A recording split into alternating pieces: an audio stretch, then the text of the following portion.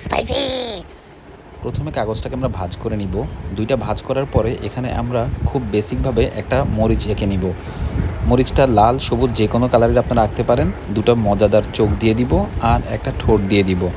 তারপরে ভাঁজ করা কাগজটার মধ্যে আমরা ফানি মরিচের জিহ্বা ড্রয়িং করব এবং সেখানে একটা আগুনের একটা আগুন এঁকে দিব যেন ঝালটা বোঝানো যায়। তারপরে আমরা সবুজ অথবা লাল যে যেমন পছন্দ করে সেভাবে আমরা রং করে দিব। তাহলে এটা হয়ে যাবে সবুজ মরিচ।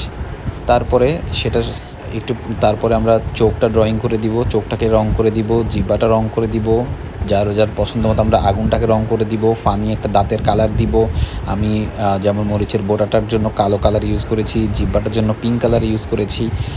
আপনারা যার পছন্দ মতো রং ইউজ করতে পারেন। আমি অত ভালো ড্রয়িং পারি না, বাট শখের বসে ড্রয়িং করি, তো আমার রং করা অথবা আঁকা অত সুন্দর হয় না, তবুও জাস্ট শখের বসেই আঁকি। তারপর আমরা মুখের ভিতরটা পিঙ্ক কালার করে দিলাম, হালকা একটা গাঢ় পিঙ্ক। তারপরে আমরা আগুনের যে বর্ডারটা সেটা আমরা দিচ্ছি কমলা কালার দিয়ে, আর ভিতরটা আমরা হলুদ কালার দিলাম, আর বর্ডারে আমরা একটু লাল একটা টাচ দিয়ে দিচ্ছি যেন এটাকে আগুন হিসেবে ভালোভাবে বোঝানো যায়।